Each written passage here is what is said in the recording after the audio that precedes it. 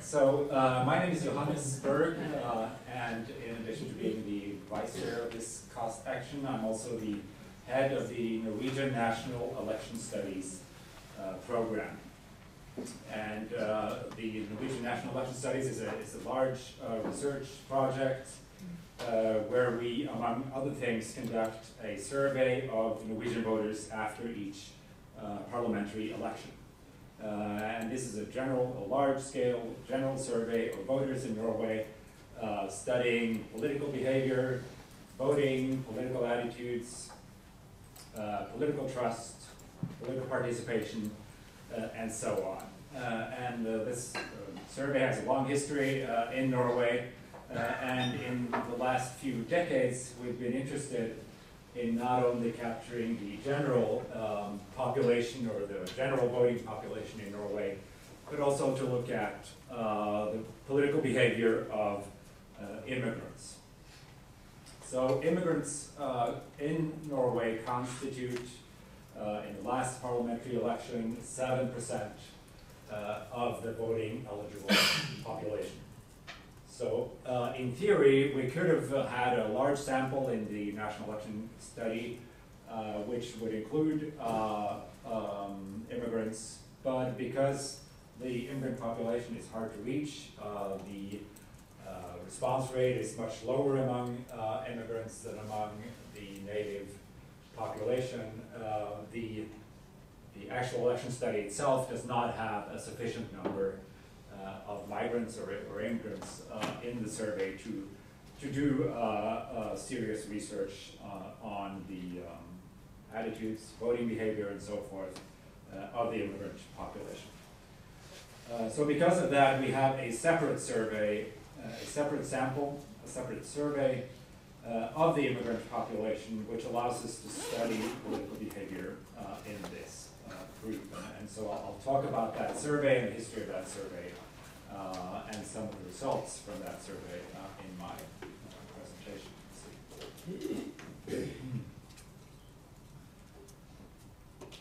So about the background, the history of this study. So in Norway, like in some of the other Nordic countries, and I think like a lot of countries in Europe, foreign nationals were given the right to vote.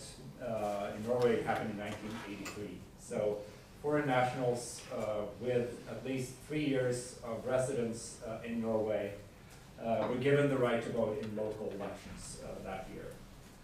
And the plan was actually back then to extend those voting rights to national parliamentary elections, but that never happened as immigration became more of a difficult topic in Norwegian politics. But anyway, foreign nationals have the right to vote in local elections, and so starting in 1983, the first studies of the immigrant population, voting population, started. But this was these were only studies of foreign nationals with voting rights in Norway. So the first sort of general election study of a representative sample of the entire immigrant population in Norway happened in 2007. It was a local election. One of the advantages of studying, of working as researchers, social researcher, political researcher in Norway is that we have really good registered data. One of the things we can do is to draw samples from the electoral roll itself. So we have information in the register about who has voting rights, who do not have voting rights, and whether or not the person has an immigrant background. So we can draw a random sample of the immigrant population directly from registered data. And that data also gives us information about who voted and who did not vote. So we have validated information about voting. People sometimes ask me whether we know what people voted for, but no, we don't. So that's obviously a secret. So we're able to identify the immigrant population. We can draw a random sample from that, and we did the first sort of general study in 2007, which has been followed up in consecutive elections, in consecutive local elections, I should say, because the first sort of parliamentary election study of voters with immigrant backgrounds happened in 2013. So for parliamentary elections, only citizens can vote, so you have to be a citizen to vote in parliamentary elections, meaning that the immigrant population with voting rights in parliamentary elections is smaller than in local elections. And we followed up that study in the last parliamentary election in 2017. The surveys include questions on voting, social background, religion, political ideology, political attitudes, various questions about political issues in Norway, and about what the important issues in the election or in the campaign is for each individual voter. And these questions are sort of modeled after the national election study. So there are several problems, even though we do have registered data, which is very helpful, there are several problems in the data collection phase of this survey. And it's certainly not an easy task to survey the immigrant population in Norway for several reasons. And there are examples of surveys that have actually failed completely because of extremely low response rates. And so the first sort of challenge when surveying the immigrant population is the rate at which people respond to surveys. So we had a 39% response rate in 2013, which is fairly high for a survey of this sort. The field work is conducted by Statistics Norway, so the National Statistics Agency, and they are sort of able to get higher response rates than most commercial institutes. The main problem is lack of contact, so you're not able to reach the person in the first place. It's not that they necessarily decline to respond to the survey, you're just not able to reach them. Some are also sort of unwilling to take part in immigrant-specific surveys, so it's sort of presented as a survey of the immigrant population, and some people reject taking part in such a survey. So we do have sort of selection effects. You do end up, to some extent, surveying an elite group of people who have sort of above average interest in politics, and perhaps also people who know the Norwegian language better than most. Although I should say we do translate the questionnaire into several languages. We've had a discussion about this both yesterday and today. So we do translate the survey into English and several of the most often used languages in the immigrant population. And the reason we did this, and we've been doing this, is to limit the number of refusals. But in practice, in our case, I realize that's not the case everywhere. We heard a story from Finland and other places where translated questionnaires are used quite often. That's not the case in Norway. So people who respond to the survey use the Norwegian language questionnaire to a large extent. And we even have examples of respondents being offended by not being addressed in Norwegian in the first place. So people do respond in Norwegian. And so you could ask, well, why is that the case? It's apparently not the case in other countries, and I don't have the answer to that. I do know that all refugees and people who are family reunified in Norway do get mandatory language training, so most people have basic language skills.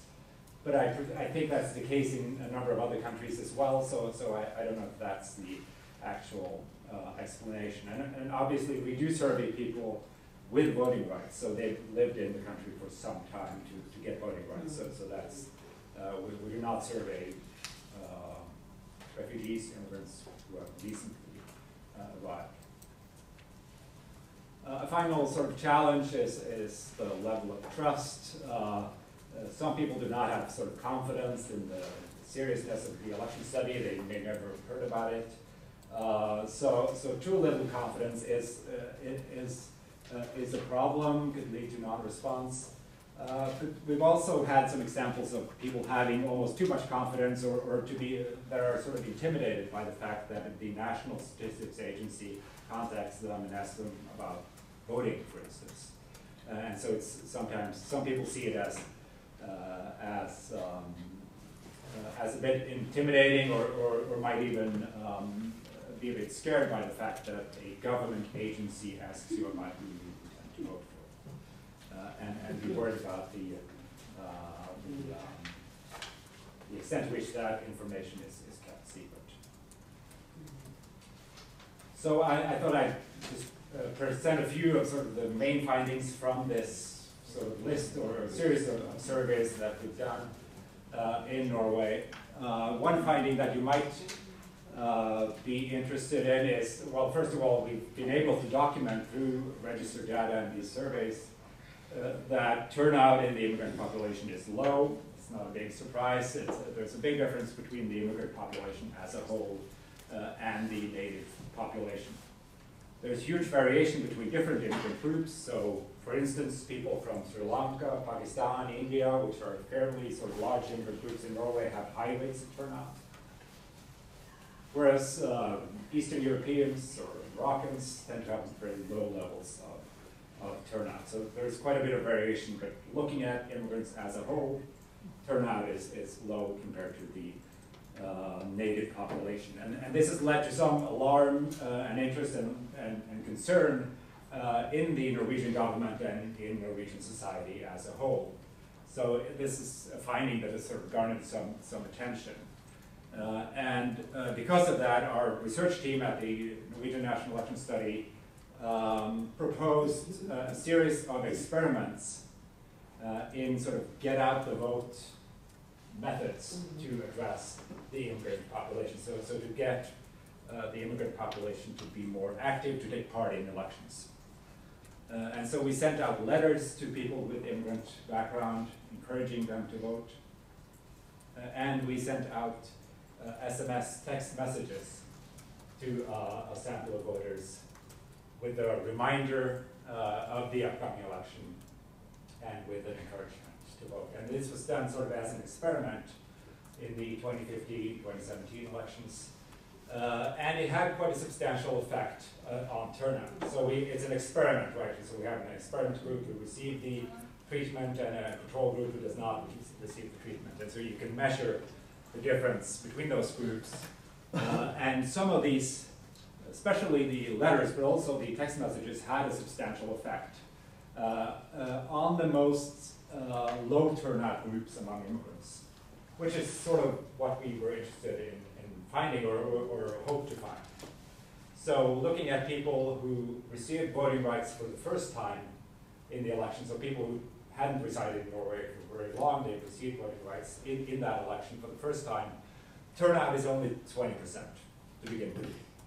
But among people who got one of the letters, turnout was 27%. So it's a 7 percentage point increase in turnout, which is quite substantial, especially in relative terms. And so the government was sort of impressed by this, and they've now implemented all of these measures as a general rule in Norwegian elections. So now everybody gets a text message, and immigrants all get a letter in the mail encouraging them to vote. So it's an example of our research having some very direct, concrete impact in my country. So just a few other findings. We study the attitudes, opinions of voters, and looking at the immigrant population as a whole. Obviously, you're realizing that there's a lot of, it's a very heterogeneous group, obviously, with lots of different groups of people, but looking at the immigrant population as a whole, they are more conservative on a number of social and religious issues than the native Norwegian population. When you ask them about sort of economic issues, taxes, welfare spending, that kind of thing, immigrants tend to be in the center of Norwegian politics, perhaps even on the center right if you ask about taxes, for instance. So looking at those attitudes, the attitudes of the immigrant population, you would expect them to be on the right of Norwegian politics in terms of voting. Right? For instance, we have a Christian conservative party in Norway, and the profile of their voters is actually quite similar to the immigrant population in Norway. But the reality is that the immigrant population tends to vote for the center left, and especially for the Labour Party in Norway. And so it's a bit of a puzzle comparing attitudes and voting.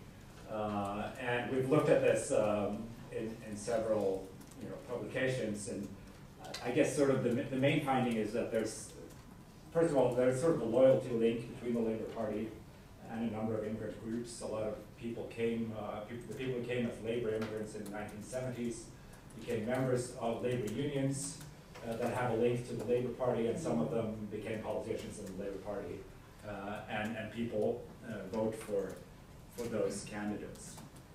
But also there's an element of sort of group voting, group identity,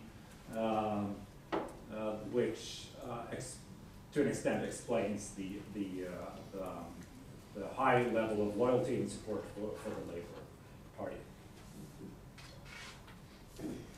We also find generally high levels of trust in political institutions, as high and sometimes higher than the native population. And we find a large degree of preferential voting, so personal voting for individual candidates with the same background as the voter. And that's also part of the reason why the Labour Party gets such large level of support from the immigrant population, because they have much more candidates of immigrant backgrounds.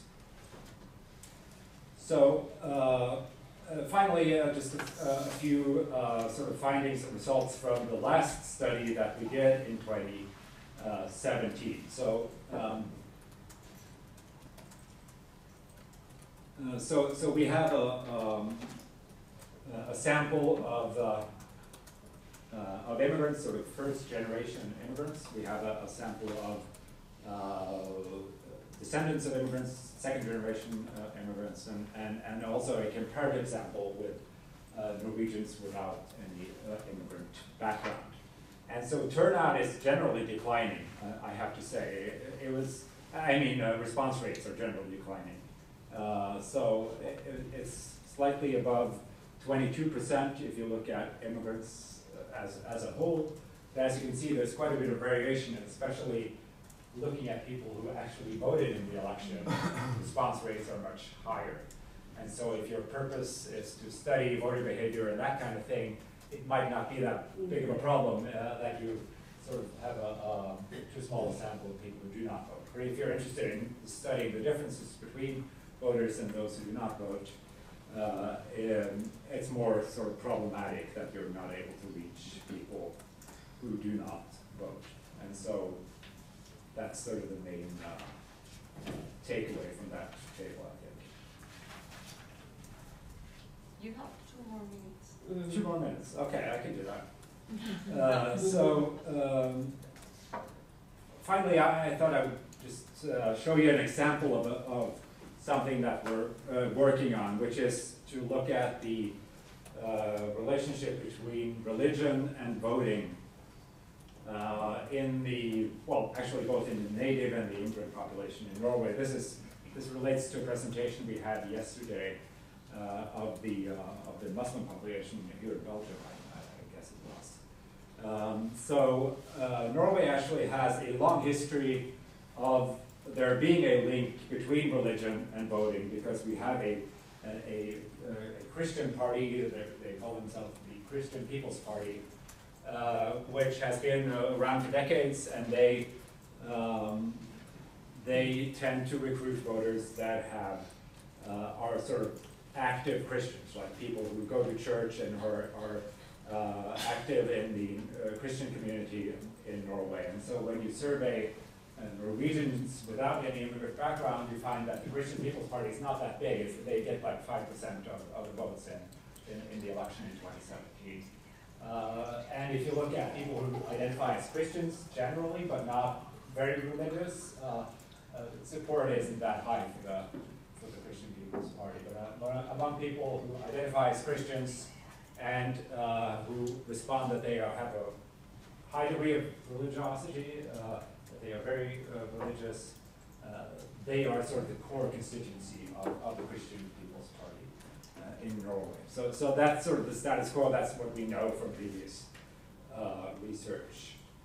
So looking at the immigrant population and people who identify as Christians, we find a similar phenomenon among the immigrants, that support for the Christian People's Party is at least higher among the immigrants who identify as Christians and who are religious or strongly religious. Looking at Muslims, the support for the Labour Party is quite strong. So that's these numbers over here. So support for the Labour Party is very strong. It's much higher than in the general population. But as you can see, there isn't that much of a difference between religious, the most religious people and people who aren't that religious, who identify as Muslims. So in our paper, we sort of discuss this and look at this in some more detail, but the general finding is that this is should not be seen as a religious vote in the way that that native Norwegians vote for the Christian People's Party. This is more of a group identifying, people who identify as Muslims and identify as a minority tend to support the Labour Party for the reasons that I mentioned before. So it's much more of an issue of group identity rather than religion, or it's not something that should be identified as religious voting in our country. Right, so I think I'll stop there. I guess my 2 minutes are up, so thank you. You did it great, much better than me. Okay, thank you very much. Thank you.